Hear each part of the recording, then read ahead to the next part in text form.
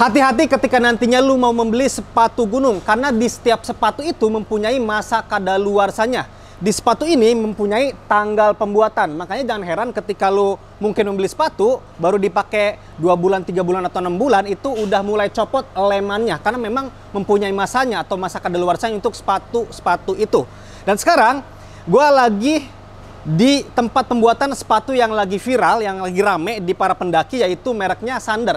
Karena harganya murah, orang-orang pada penasaran, kok bisa harganya murah kayak gini? Apakah bagus atau enggak, Bang? Di akhir video akan gue sebutin juga kelebihan dan kekurangan yang ada di sepatu Sander Kerta ini. Oh, hai! Selamat datang lagi di channel gue, Bang IQ TV. Sekarang gue lagi ada di tempat produksinya sepatu Sander ini. Salah satu sepatu yang akhir-akhir ini banyak ditanyain di medsos gue. Bang, review dong Bang untuk sepatu Sander. Karena memang mereka itu tertarik dengan harganya yang sangat-sangat terjangkau, yaitu 290.000, tapi masih penasaran bagus atau enggak untuk kualitasnya. Nanti akan gua bahas juga kenapa akhirnya sepatu ini terbilangnya harganya sangat-sangat terjangkau atau murah. Sebelum gua review sepatu ini, gua akan menanyakan pertanyaan yang banyak ditanyain. Kenapa sepatu ini harganya bisa murah? Gua akan menghadirkan salah satu tim dari sepatu Sander ini. Bang Beno, silakan. Halo Bang. Halo Bang, sehat. Ini abang-abangan gue juga sebetulnya. Lo tim ya? Tim dari merek Sander ini. Nah, kemarin tuh akhir-akhir ini Bang, banyak yang nanya ke gue, Bang coba review sepatu Sander karena harganya murah. Cuman mereka mempertanyakan, kok bisa harganya murah, kualitasnya gimana nih? Jawaban lu gimana kira-kira Bang, pertanyaan itu? Kalau untuk di harga ya, kenapa kita murah Bang? Karena Bang udah lihat sendiri. Betul. Dari nol sampai jadinya sepatu ini, kita memang buat di sini. Jadi produksi sendiri? Iya. Oke. Jadi dari pemilihan material sampai semua pengerjaan dari cutting hingga sewing dan assembling semua di sini. Dari nol sampai jadi sampai bisa dipakai itu di sini semua untuk produksinya. Oh, jadi itu kalau kita ngelihat bahasa kerennya mengurangi cost lah sebetulnya. Betul, makanya harganya bisa jauh lebih murah dibandingkan yang lain. Sekalian gue mau nanyain, katanya sepatu itu mempunyai masa kadaluarsa gitu Bang. Iya. Karena kemarin tuh kan gue nge-review beberapa brand dan ada yang bilang, Bang, gue baru beli sepatu ini, baru pakai setahun, udah copot untuk leman-lemannya. Biasanya seberapa lama sebetulnya Bang? Sepatu itu layak digunakan itu dalam jangka waktu berapa lama idealnya? Jadi sengaja kita memang ngasih informasi ya di sini, itu tanggal pembuatan dan tahun. Ya. Itu buat informasi untuk para pembeli, jadi kalau menandakan sepatu ini tuh dibuat bulan dan tahunnya ada. Oke, ini bulan 8 2023. Ya. Jadi untuk estimasi untuk umur sepatu itu, pengalaman gua itu 2 tahun. Karena kenapa Bang? Dia ada umur di lem. Oke, iya. Nah, itu jadi, sering banget penyakitnya di situ tuh. Iya, betul. Makanya gua antisipasi buat nanti penjualan di toko-toko atau di teman-teman yang dapat barang ini, itu mereka bisa lihat informasi. Jadi produk ini kok baru beli 2 bulan itu udah copot Bang. Makanya gue ngasih informasi, mencegah berita-berita itu. Jadi bukan produknya yang jelek, mungkin terlalu lama disimpannya. Itu informasi yang jarang gue dapetin. Baru sekarang ternyata gue tahu Bang. Karena ada beberapa yang komen tentang keluhan leman sepatu itu, ternyata masalahnya ini. Dan ya rata-rata sepatu gunung yang pernah gue review itu tidak mau mencantumkan atau nggak ada gitu cantuman untuk si tanggal kadaluarsanya itu. Jadi kemungkinan ini kan 2023 nih. Ini 2023 berarti bulan 8 2025 ini udah nggak layak dipakai lagi ya. Oke, udah ada layak dipakai lagi. Jadi kurang lebih 2 tahun. 2 tahun. Umur kita bisa pakai secara maksimal si sepatunya gitu. Oke, sekarang gua akan review dulu Bang ya. Untuk sepatu Sander ini. Ini Bang Beno, salah satu tim dari Sander yang mana udah ngasih tahu bocoran yang simpel sebetulnya Bang, tapi berguna banget untuk gua dan untuk lu umumnya, karena memang itu info yang penting ketika nantinya lu memilih sepatu merek apapun. Ya kalau merek tersebut nyantumin tanggal pembuatan sih lebih bagus buat kita dan buat lu juga nantinya. Ini salah satu contoh yang bagus, semoga brand lain juga nanti mau mencantumkan untuk tanggal pembuatan sepatunya biar kita nggak salah untuk memilih sepatu. Thank you banget Bang Beno. Gua lanjut untuk review Sander Kerta ini. Oke, siap Bang. Thank you Bang. Oke, di sini bisa lihat untuk pilihan-pilihan warnanya. Yang di depan gua banget ini ada warna hitam, sebetulnya ini untuk bagian uppernya. Tapi di bagian bottomnya itu ada ornamen warna abu-abu di sini. Jadi ada campuran warnanya, bukan full black. Nah, untuk full black ada juga di sini. Nah, di sini untuk full black. Untuk bagian bottomnya juga warnanya sama-sama hitam. Dan di sebelah sini, ini kayak semacam warna-warna coklat gelap dikombinasikan dengan warna abu-abu juga. Nah, di bawahnya ini, oh ini perbedaannya dari sininya nih, dari double meshnya. Kalau ini warna hitam, ini ke coklat lah, jadi lebih terang. Kalau untuk bawahnya sama, hitam dengan warna abu-abu. Nah, di yang ini beda dari bahan double meshnya juga. Untuk warna bottomnya sama-sama hitam dan abu. Untuk bagian double meshnya, kalau ini bisa lihat tuh, ada kayak semacam kotak-kotak gitu. Dan di sini double meshnya lebih ke polos aja, cuman ada garis-garis jahitan di sini. Dan yang warna terakhir, ini warna yang lebih cerah sebetulnya nih. Karena untuk di double meshnya ini dikasih warna terang nih, abu-abu cerah, dan di sini warnanya coklat dikombinasikannya. Di bawahnya di sini bagian bottomnya itu hitam dan warna abu-abu juga. Nah, itu untuk pilihan-pilihan warnanya. Sekarang untuk harganya berapa Bang untuk sepatu sandar Kerta ini? Harganya itu 290.000. Kalau gua membandingkan, ini kemungkinannya masuk di kelas-kelasnya Air Protect, terus Wigot, Outdoor Pro, kayaknya agak mahal sedikit untuk harganya. Terus ada lagi SNTA, harganya nggak beda jauh sebetulnya. Tapi dibandingkan brand-brand yang tadi udah gue sebutin, ini termasuknya paling murah, 290.000. Untuk brand-brand yang tadi gue sebutin, itu harganya udah di atas 300.000 semua. Ada yang nanya lagi ke gue, ini mumpuni nggak Bang dipakai ke gunung-gunung Indonesia? Nah, tadi gue udah ngobrol panjang lebar sebetulnya nanya ke tim Sandar, Bang, ini udah mumpuni belum Bang? Udah Bang, karena memang untuk pembuatan sepatu ini udah memenuhi standarisasinya. Jadi memang udah dipikirkan sejauh itu. Untuk di gunung-gunung di Indonesia, ini pede banget Sandar ketika nantinya lu mau gunakan. Jadi sebetulnya untuk kekhawatiran tersebut, ya Sandar pun udah memikirkan. Dan kemarin salah satu timnya pakai ke Gunung Gede dan ya aman-aman aja. Nah, sekarang kita ngebahas dari detail bahan-bahan yang ada di sepatu Sandar Kerta ini. Kita lihat di bagian uppernya dulu, karena seperti biasa ada dua bagian yang akan gua bahas, bagian upper, terus bagian bottom. Nah, di bagian upper ini ada dua kombinasi bahan yang dipakai. Untuk warna hitam ini, bisa lihat, jadi warna hitam ini dari depan, ke belakangnya gini, ke pinggirnya ini. Biar lebih jelas, gua kasih lihat juga untuk warna yang lebih cerah, karena ini warnanya lebih ke coklat gelap gitu nih. Ini sama nih. Oke, ke belakang.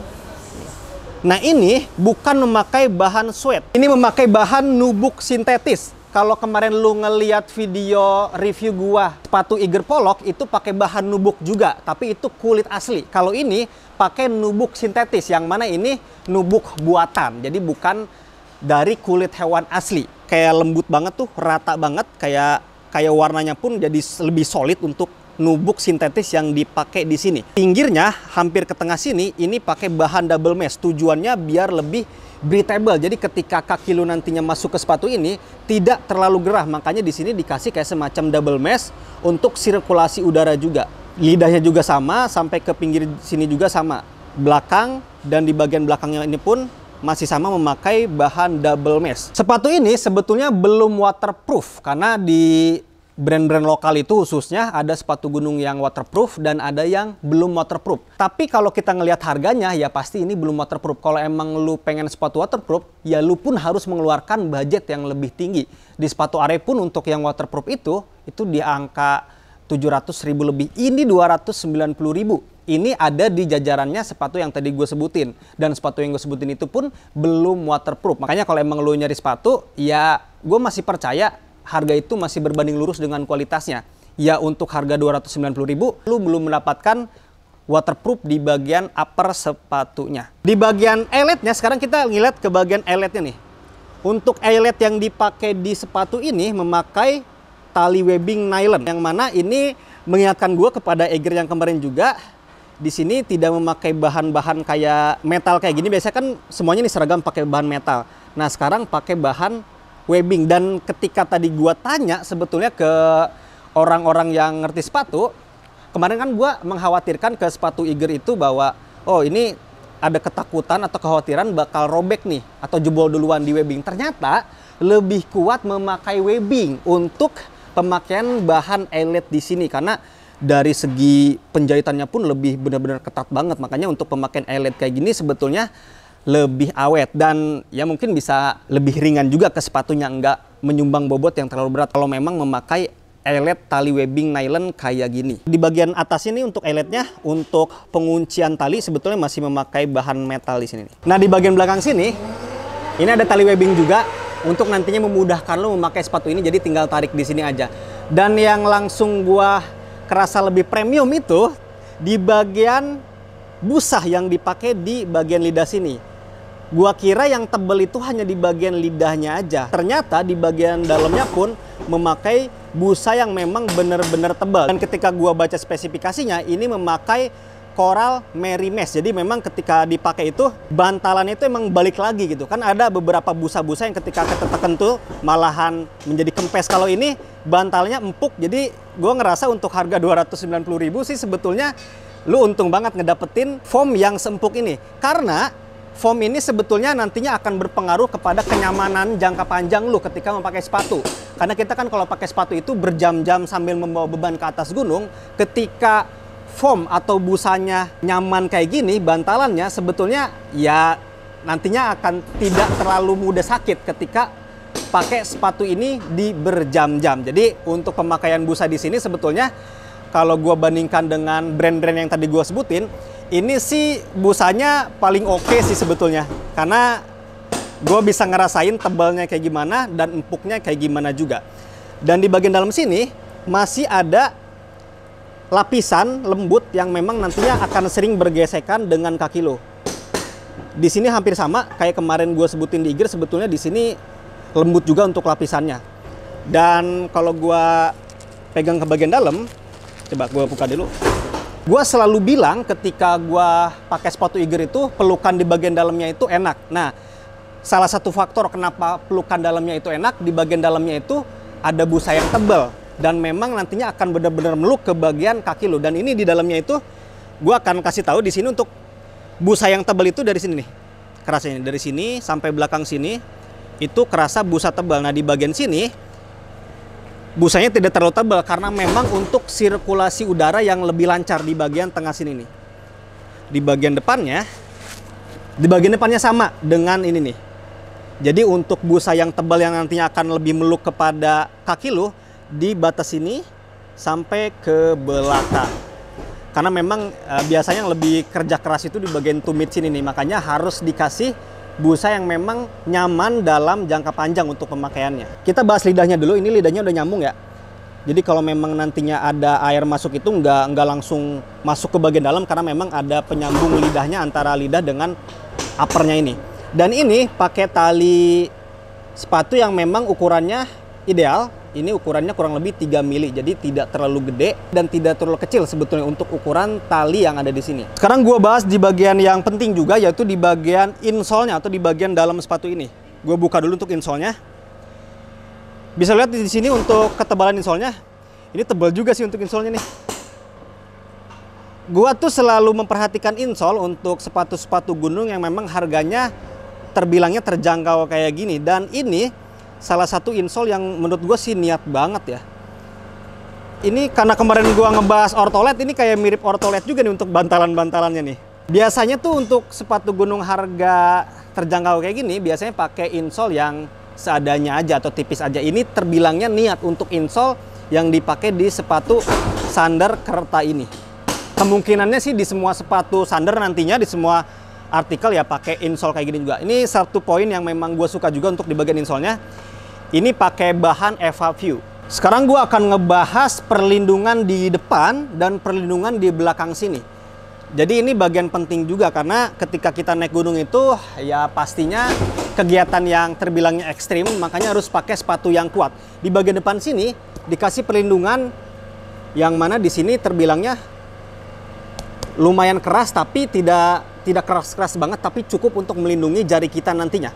Nah, di bagian belakang sini lebih keras dibandingkan di bagian depan tadi, karena memang untuk apalagi kita turun akan mengalami benturan-benturan di bagian belakang sini nih. Jadi untuk perlindungan bagian belakang ini benar-benar maksimal banget.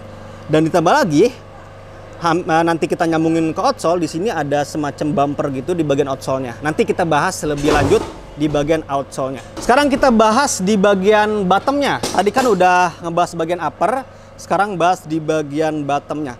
Nah, di bagian bottom sini tadinya gua kira ini midsole ya. Ternyata ketika gua tanya lagi, konfirmasi lagi, ternyata di sepatu ini tidak ada midsole. Jadi di sini memakai outsole TPR. Kalau gua cari tahu di Google itu thermal plastic rubber. Jadi outsole yang ada di sepatu Thunder Kerta ini memakai karet yang dikombinasikan dengan plastik.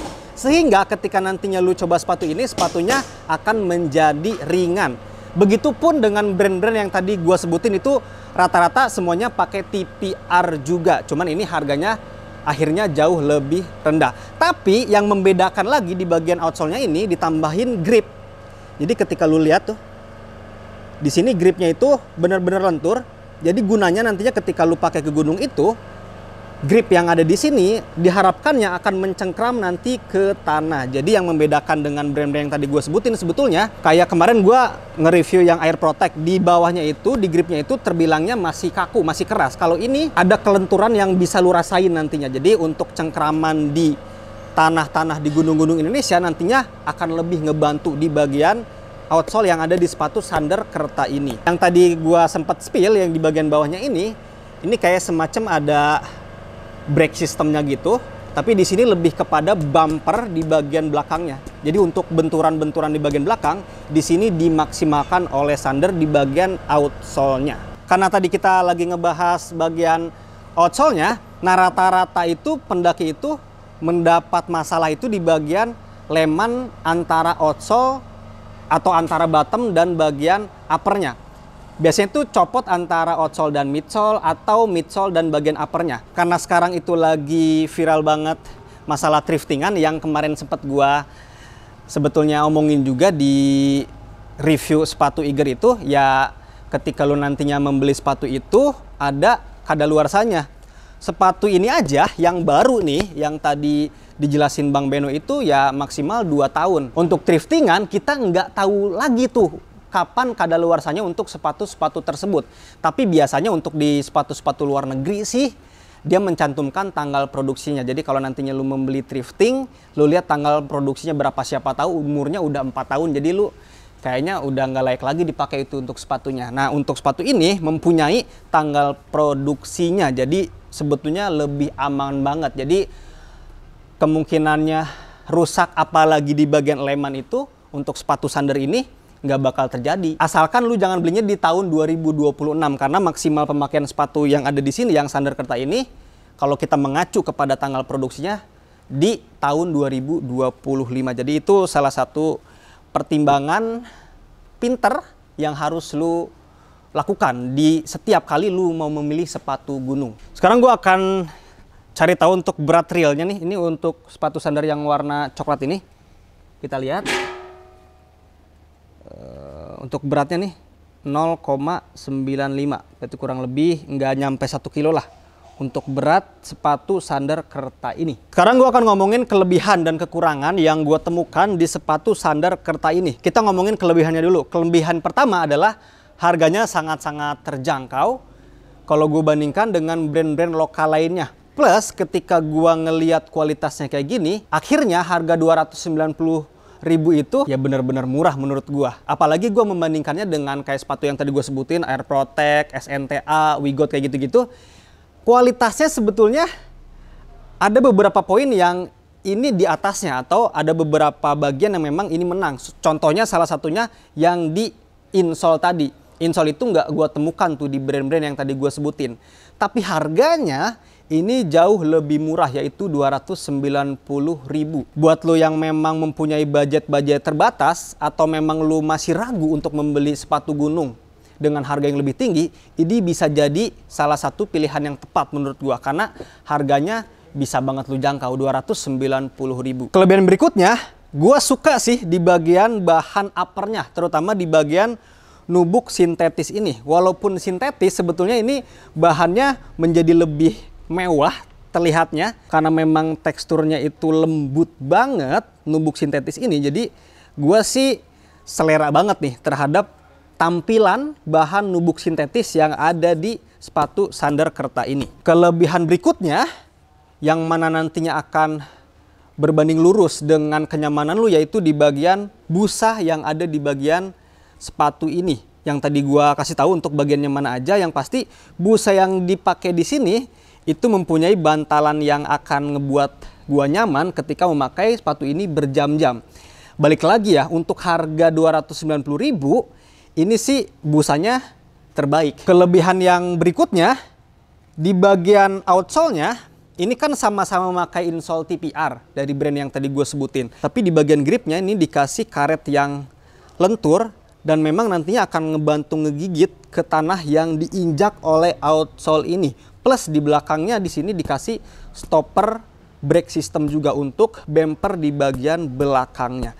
Jadi untuk harga, balik lagi ya, untuk harga 290.000 di sini mempunyai beberapa nilai plus yang bisa lo dapetin dan mungkin tidak didapetin dari brand-brand di kelasnya.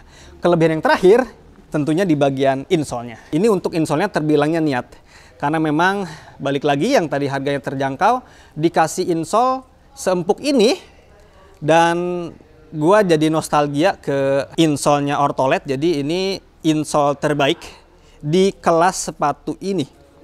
Ya kelasnya yang tadi, brand-brand yang tadi gua sebutin. Nah sekarang gua akan ngomongin kekurangannya. Kekurangan yang pertama adalah ada kekhawatiran pegel memakai sepatu ini karena memang nggak ada midsole.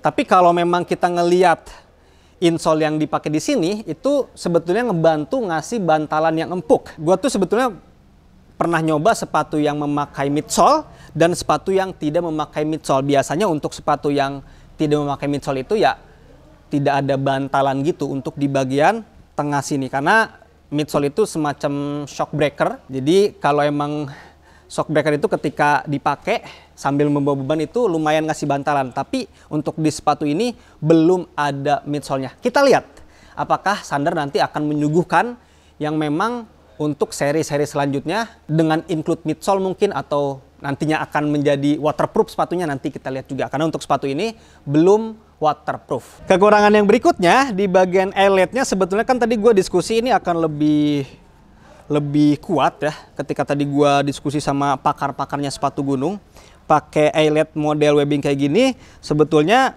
akan lebih kuat. Tapi ya kalau memang pakai bahan metal kayak gini sih akan lebih elegan, lebih terlihat ganteng untuk sepatunya. Ya mungkin nanti untuk seri-seri selanjutnya memakai full eyelet metal kayak gini di bagian eyeletnya. Jadi itu lebih kepada tampilannya biar lebih keren. Dan kekurangan yang terakhir, atau mungkin bukan kekurangan, karena gua pernah beli sepatu Arey dan dapat cadangan tali sepatunya, ya siapa tahu nanti Thunder mau berbaik hati ngasih cadangan tali sepatu. Walaupun ngelunjak juga ya, gua gitu kan, harganya udah sangat-sangat terjangkau tapi masih minta cadangan untuk tali sepatunya. Tapi semoga nanti Thunder mungkin bisa ada ekstra tali sepatunya, biar kita ketika nantinya tali sepatunya ya amit-amit putus atau rusak, masih ada cadangan yang disediakan oleh Thunder. Kekurangan berikutnya ya, sayangnya sih ini belum ngasih garansi ya.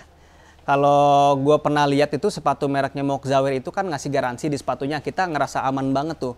Thunder saat ini sih belum ngasih garansi ya, semoga nanti mungkin bisa dikasih garansi. Tapi balik lagi, sebetulnya kita nggak bisa ngarap terlalu banyak kepada sepatu yang memang harganya udah sangat-sangat terjangkau kayak gini. Untuk ukuran harga 290.000 sebetulnya gue pribadi pun bisa bilang untung banget ngedapetin sepatu yang kualitasnya kayak gini. Apalagi gue sandingkan dengan brand-brand di kelasnya. Yang tadi gue sebutin ada Air Protect, ada SNTA, ada Wigot, itu di kelas ini. Tapi ada beberapa kelebihan yang tidak dipunyai oleh brand-brand tersebut. Harga ini masih jauh lebih murah, yaitu 290.000. Kalau nggak salah brand-brand yang tadi gue sebutin sih harganya udah 350.000 ke atas kayaknya. Ini masih terbilangnya 300.000 ke bawah. Jadi salah satu sepatu yang bisa jadi pilihan buat lu ketika lu mempunyai budget pelajar atau mungkin budgetnya masih terbatas. Sepatu ini udah lu bisa dapetin di seluruh toko-toko outdoor di Indonesia sebetulnya, karena udah menyebar luas untuk sepatu sandar ini. Tinggal lu cek aja di toko-toko terdekat yang ada di rumah lu, pasti sepatu ini ada. Oke, tinggal lu ukur-ukur aja, tinggal lu putuskan aja. Udah gue sebutin kekurangan dan kelebihan dari sepatu sandar Kerta ini.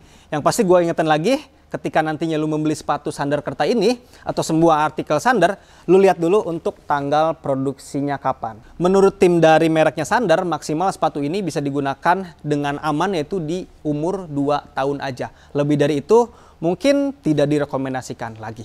Oke, kalau emang lu pengen sepatu ini, udah gua cantumin untuk link pembeliannya di deskripsi video ini. Kalau emang lu suka dengan video ini, silahkan di like sama di share. Kalau emang lu suka dengan channel ini, silahkan di subscribe aja. Thank you banget. Assalamualaikum warahmatullahi wabarakatuh.